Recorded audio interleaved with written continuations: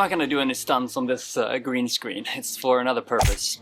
I've been in this business for a lot of years, and I've been thinking how we as IGEMS handle material, or rather the import of your sheets. Because that's what this episode is all about. We're going to talk about our new feature called the Slab Tracer, which you use a green screen with these ArUco markers right there in each corner of the screen, and with a camera. Could be a mobile phone, could be a really good camera. We can import that image with a slab tracer where you trace the edge of that material and you import that with the texture. So you can have these great textured sheets with stone slabs, for instance, or you can import your remnant sheets. So if you have a funky, really funky sheet with holes in it and everything, you can import that and you can nest on that. So you only nest on the areas where there is material.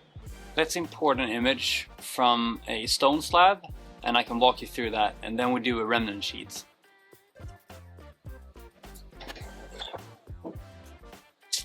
Alright, so with a mobile phone, let's do it with this actual image.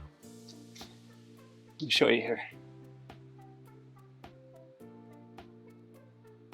Let's take that image and we'll go into the CAD CAM and I will trace that stone slab.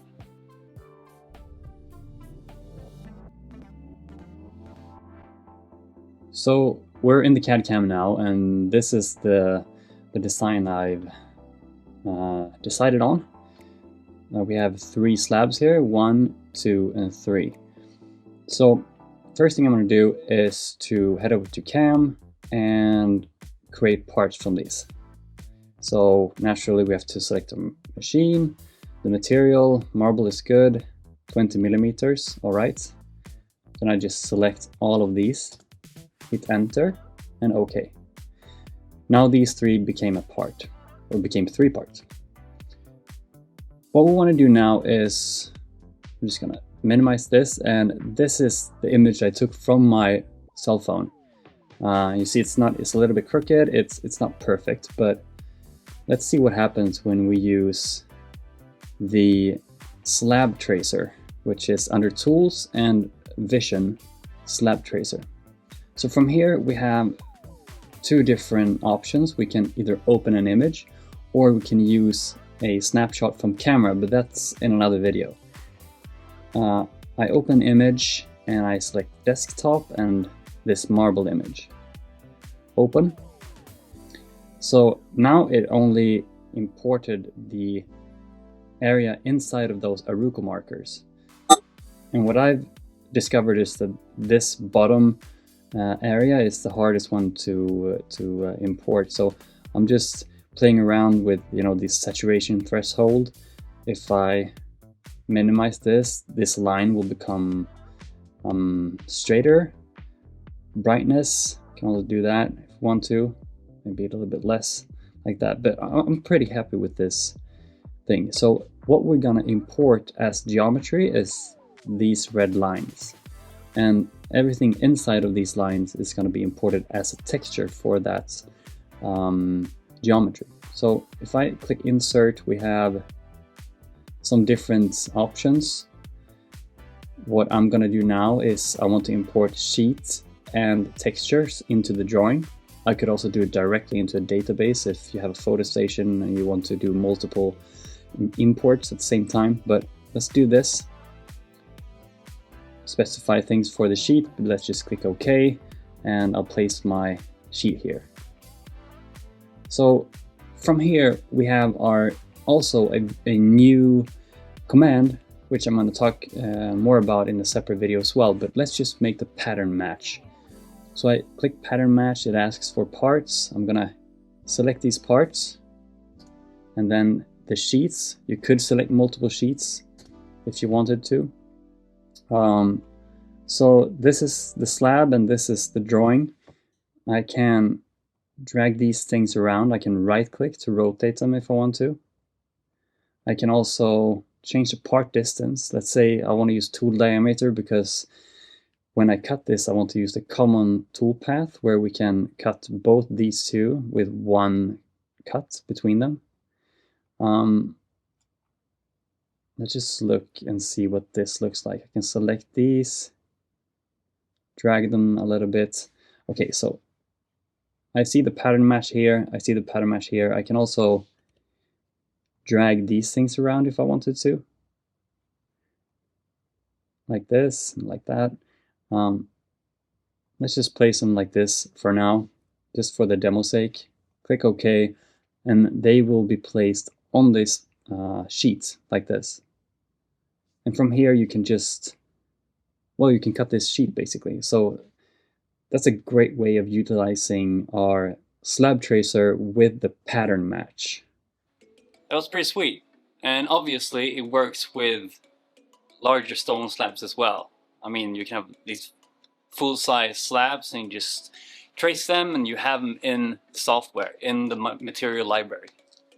But what about the remnant sheets? You know, this is something I would like to utilize with the nesting feature as well. So let's take a photo, also with the mobile camera. Hold on. Like so. And import that into CAD CAM. And we'll make a nest.